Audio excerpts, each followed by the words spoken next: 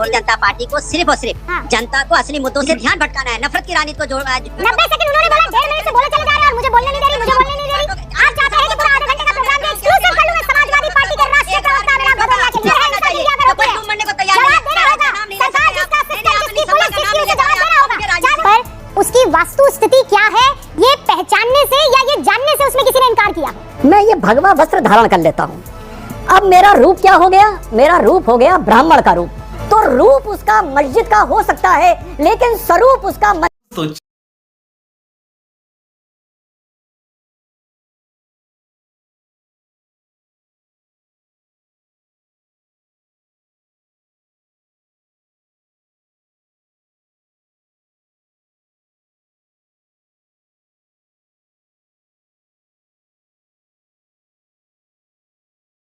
तो चलिए शुरू करते हैं।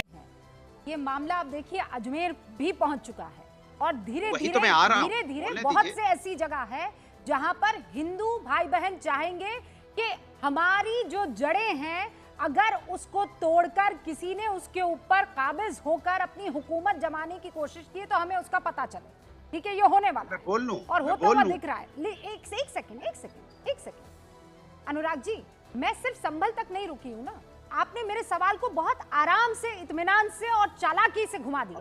मैंने आपसे कहा, अरे मैं बोलने दूंगी भाई, मैंने आपको बीच में नहीं रोका और ना टोका। मेरा सवाल सुनिए। रोक ही दिया आपने बीच में? नहीं, मेरा सवाल सुनिए। आपका सवाल सुन लिया था, मैं आ रहा था। क्या मेरा सवाल है बताइए मुझे। 2012 से पहले जब वहां पर सब कुछ ठीक ठाक चल रहा था तो फिर कहां से ये सारी की सारी रवायतें बदल दी आपने? इसका जवाब दीजिए, फिर मैं आगे बढ़ना मैं आपको सीधी सी बात बता रहा हूँ, कहीं कुछ नहीं हो रहा था। भारतीय जनता पार्टी को सिर्फ और सिर्फ जनता को असली मुद्दों से ध्यान भटकाना है, नफरत की राजनीति को जोर मारने वाला काम करने वाले लोग हैं। आप बताइए, क्या हमने कहा था कि वहाँ कासगंज में जिस तरह की हिंसा हुई, क्या जिस तरह आपने बहराइच में देखा, क्या हमने नहीं कहा बहराइच में इनको पुलिस को सैनिटाइज करना चाहिए था? आज हमारे बीच में रामगोपाल मिश्रा जी होते, अगर पुलिस सिस्टम मजबूत होता तो पुलिस वहां चौकन्नी होती, तो पुलिस उसको चढ़ने से रोकती, उस घर पे भी चढ़ती और उसको बचाती। लेकिन ऐसा नहीं हुआ ना।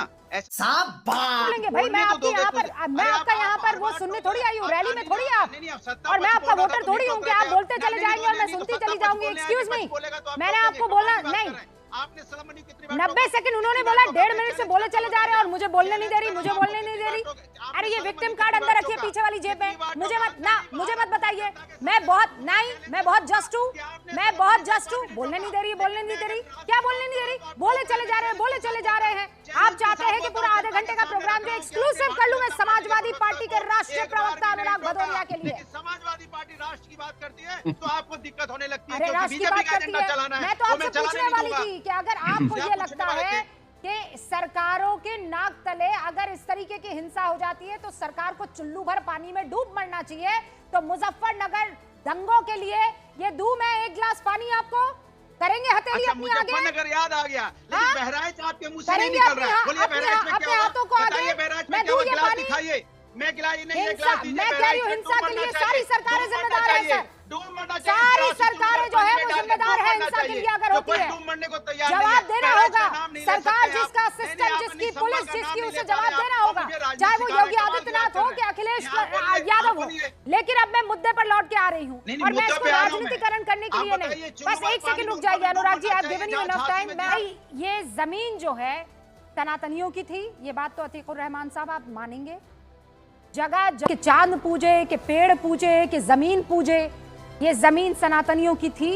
उसके बाद आक्रांता आए, उनको अपनी हुकूमत, अपनी ताकत दिखानी थी, तो जो सेंटर होता है ताकत और अकीदत का, सबसे पहले उस पर कब्जा किया जाता है।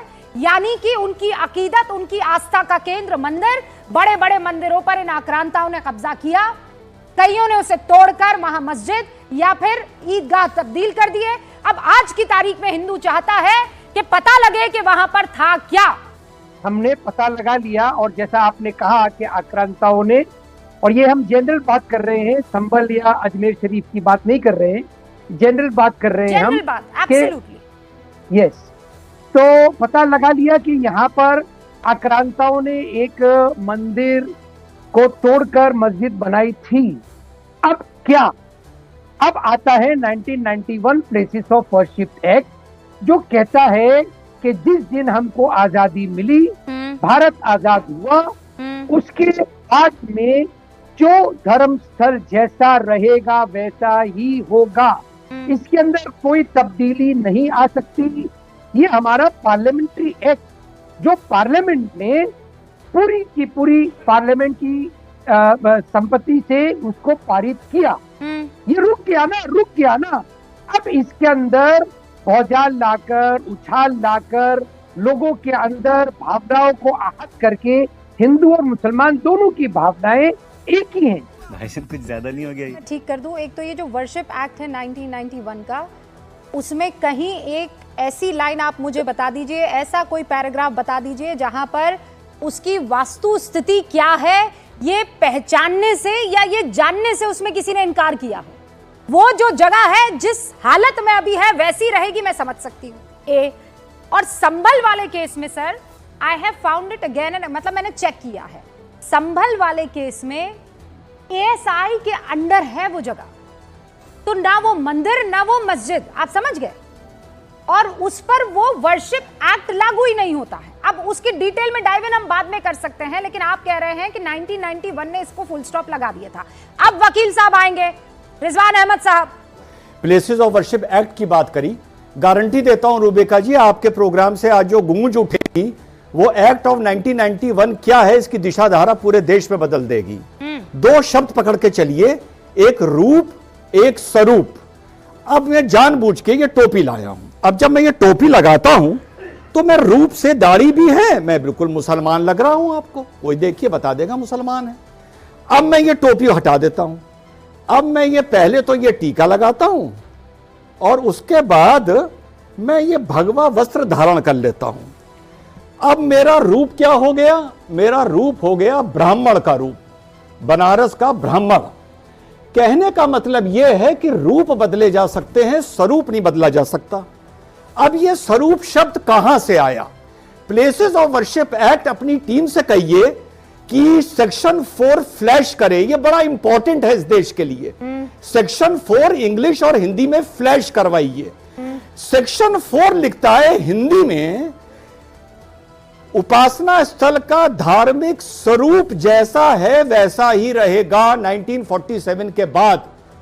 और इंग्लिश में सेक्शन 4 लिखता है the character of the place, रूप जैसा है वैसा ही रहेगा। ना स्वरूप, स्वरूप, स्वरूप, स्वरूप, ओके, हाँ, स्वरूप, स्वरूप। और इंग्लिश में लिखा हुआ है the character of the place. यहां पर कानून लिखने वाले ने आइडेंटिफिकेशन नहीं यूज किया और उन्होंने रूप शब्द का इस्तेमाल नहीं किया।